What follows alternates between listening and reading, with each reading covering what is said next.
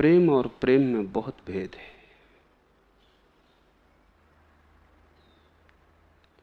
क्योंकि प्रेम बहुत तलों पर अभिव्यक्त हो सकता है।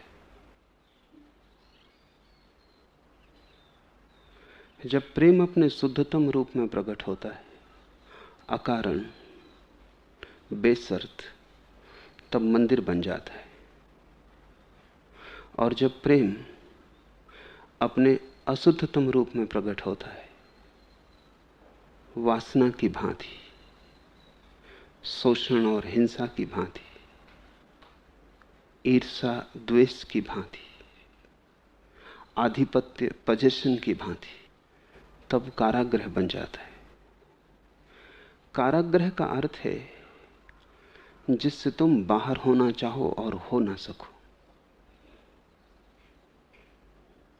कारागृह का अर्थ है जो तुम्हारे व्यक्तित्व पर सब तरफ से बंधन की भांति बोझिल हो जाए, जो तुम्हें विकास न दे, छाती पर पत्थर की तरह लटक जाए और तुम्हें डुबाए।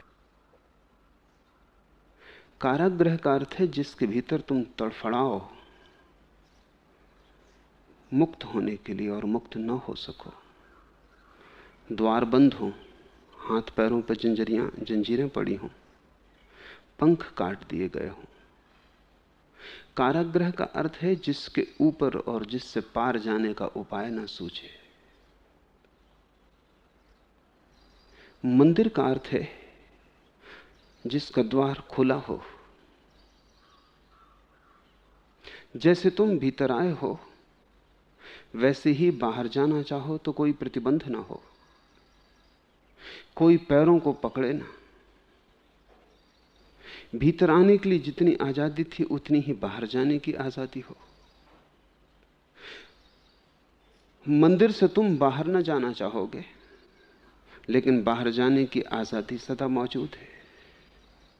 कारागृह से तुम हर क्षण बाहर जाना चाहोगे और द्वार बंद हो गया और निकलने का मार्ग ना रहा। मंदिर का अर्थ है जो तुम्हें अपने से पार ले जाए, जहां से अतिक्रमण हो सके,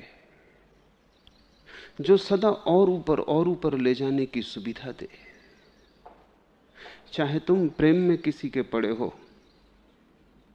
और प्रारंभ अशुद्ध रहा हो, लेकिन जैसे जैसे प्रेम गहरा होने लगे वैसे वैसे शुद्धि बढ़ने लगे। चाहे प्रेम शरीर का आकर्षण रहा हो, लेकिन जैसे ही प्रेम की यात्रा शुरू हो, प्रेम शरीर का आकर्षण न रह के दो मनों के बीच का खिंचाव हो जाए और यात्रा के अंत तक मन का खिंचाव भी न रह जाए, दो आत्माओं का मिलन बन जाए।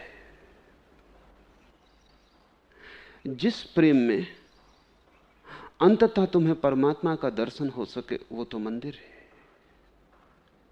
और जिस प्रेम में तुम्हें तुम्हारे पशु के अतिरिक्त किसी की प्रतीति ना हो सके वो कारागृह। और प्रेम दोनों हो सकता है क्योंकि तुम दोनों हो, तुम पशु भी हो और परमात्मा भी। तुम एक सीढ़ी हो जिसका एक छोर पशु के पास टिका है और जिसका दूसरा छोर परमात्मा के पास है, और ये तुम्हारे ऊपर निर्भर है कि तुम सीढ़ी से ऊपर जाते हो या नीचे उतरते हो। सीढ़ी एक ही है, उसी सीढ़ी का नाम प्रेम है, सिर्फ दिशा बदल जाएगी। जिन सीढ़ियों से चढ़ के तुम मेरे पास आए हो, उन्हीं सीढ़ियों से उतर के तुम मुझसे दूर भी जाओगे।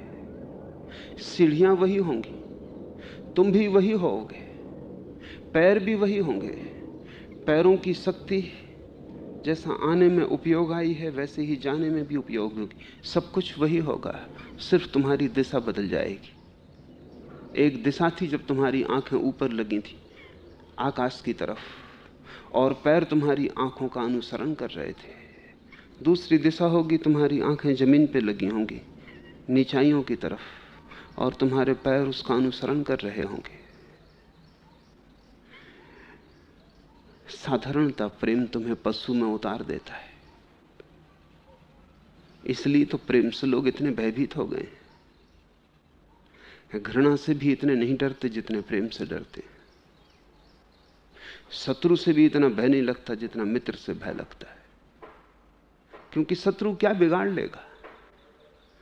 शत्रु और तुम में तो बड़ा फासला है, दूरी है, लेकिन मित्र बहुत कुछ बिगाड़ सकता है और प्रेमी तो तुम्हें बिल्कुल नष्ट कर सकता है, क्योंकि तुमने इतने पास आने का अवसर दिया है। प्रेमी तो तुम्हें बिल्कुल नीचे उतार सकता है, नरकों में।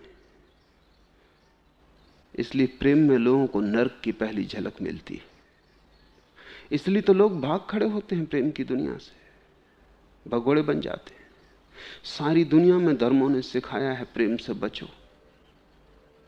कारण क्या होगा?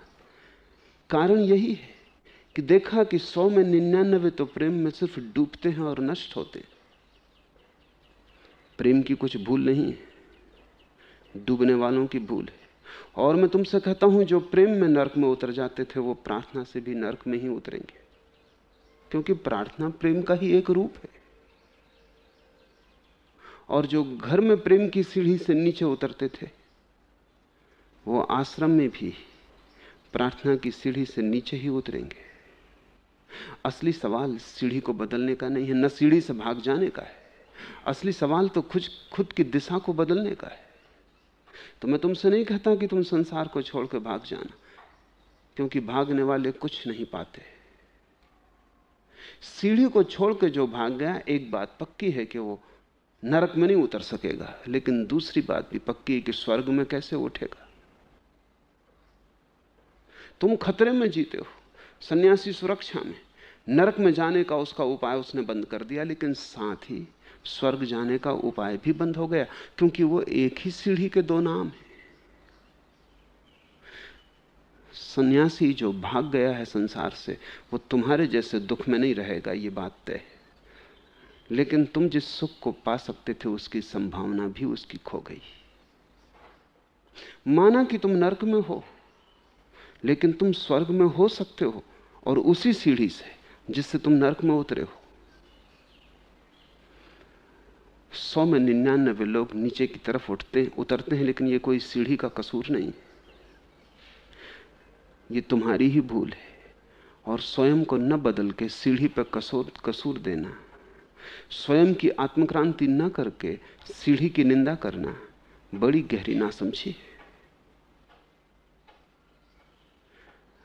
अगर सीढ़ी तुम्हें नरक की तरफ उतार रही है तो पक्का जान लेना कि यही सीढ़ी तुम्हें स्वर्ग की तरफ उठा सकेगी। तुम्हें दिशा बदलनी है, भागना नहीं। क्या होगा दिशा का रूपांतरण? जब तुम किसी को प्रेम करते हो, वो कोई भी हो, माँ हो, पिता हो, पत्नी हो, प्रेयसी हो, मित्र हो, बेटा हो, बेटी हो, कोई भी हो, प्रेम का गुण तो एक है। किससे प्रेम करते हो ये बड़ा सवाल नहीं है। जब भी तुम प्रेम करते हो तो दो संभावनाएं। एक तो ये कि जिसे तुम प्रेम करना चाहते हो या जिसे तुम प्रेम करते हो उस पर तुम प्रेम के माध्यम से आधिपत्य करना चाहो, मालकियत करना चाहो, तुम नर्क की तरफ उतरने शुरू हो गए। प्रेम जहां पोजीशन बनता है, प्रेम जहां परिग्रह बनता है, प्रेम जहां आधिपत्य लाता है, प्रेम ना रहा, यात्रा गलत हो गई। जिसे तुमने प्रेम किया है उसके तुम मालिक बनना चाहो, बस भूल हो गई। क्योंकि मालिक तुम जिसके भी बन जाते हो, तुमने उसे गुलाम बना दिया। और जब तुम किसी को गुलाम बनाते हो तो याद रखना उसने भी तुम्हें गुलाम बना दिया, क्योंकि गुलामी एक तरफा नहीं हो सकती, वो दुधारी धार है। जब भी तुम किसी को गुलाम बनाओगे तुम भी उसके गुलाम बन जाओगे। यह हो सकता है कि तुम छाती पे ऊपर बैठे हो और वो नीचे पड़ा है, लेकिन ना तो वो तुम्हें छोड़ के भाग सकता है, ना तुम उसे छोड़ के भाग सकते हो। गुलामी पारस्परिक है। तुम भी उससे बंध गए हो जिसे तुमने बांध लिया। बंधन कभी एक तरफा नहीं होता। अगर तुमने आधिपत्य करना चाहा तो दिशा नीचे की तरफ शुरू हो गई। जिसे तुम प्रेम करो उसे मुक्त करना, तुम्हारा प्रेम उसके लिए मुक्ति बने। जितना ही तुम उसे मुक्त करोगे तुम पाओगे कि तुम मुक्त होते चले जा रहे हो। क्योंकि मुक्ति भी दुधारी तलवार है। तुम जब अपने निकट के लोगों को मुक्त करते हो तब तुम अपने को भी मुक्त कर रहे हो, क्योंकि जिसे तुमने मुक्त किया उसके द्वारा तुम्हें गुलाम बनाए जाने का उपाय नष्ट कर दिया तुमने। जो तुम देते हो वही तुम्हें उत्तर में मिलता है। जब तुम गाली देते हो तब गालियों की वर्षा हो जाती, जब तुम फूल देते हो तब फूल लौट आते। संसार तो प्रतिध्वनि करता है, संसार तो एक दर्पण जिसमें तुम्हें अपना ही चेहरा हजार हजार रूपों में दिखाई पड़ता है। जब तुम किसी को गुलाम बनाते हो तब तुम भी गुलाम बन रहे हो। प्रेम कारागृह बनने लगा। ये मत सोचना कि दूसरा तुम्हें कारागृह में डालता है। दूसरा तुम्हें कैसे डाल सकता है? दूसरे की सामर्थ्य क्या? तुम ही दूसरे को कारागृह में डालते हो तब तुम कारागृह में पड़ते हो। ये साझेदारी है। तुम उसे गुलाम बनाते हो, वो तुम्हें गुलाम बनाता है। पति पत्नियों को देखो, वो एक दूसरे के गुलाम हो गए। और स्वभावता है जो तुम्हें गुलाम बनाता है उसे तुम प्रेम कैसे कर पाओगे? भीतर गहरे में रोष होगा, क्रोध होगा, गहरे में प्रतिशोध का भाव होगा, और वो हजार हजार ढंग से प्रकट होगा। छोटी छोटी बात में प्रकट होगा। क्षुद्र क्षुद्र बातों में पति पत्नियों को तुम लड़ते पाओगे। प्रेमियों को तुम ऐसी क्षुद्र बातों पर लड़ते पाओगे कि ये तुम मान ही नहीं सकते कि इनके जीवन में प्रेम उतरा होगा। प्रेम जैसी महाघटना जहां घटी हो वहां ऐसी क्षुद्र बातों की कलह उठ सकती। ये क्षुद्र बातों की कलह बता रही है कि सीढ़ी नीचे की तरफ लग गई है। जब भी तुम किसी पर आधिपत्य करना चाहोगे तुमने प्रेम की हत्या कर दी। प्रेम का शिशु पैदा भी ना हो पाया, गर्भपात हो गया। अभी जन्मा भी ना था कि तुमने गर्दन दबा दी। प्रेम खिलता है मुक्ति के आकाश में। प्रेम का जन्म होता है स्वतंत्रता के परिवेश में।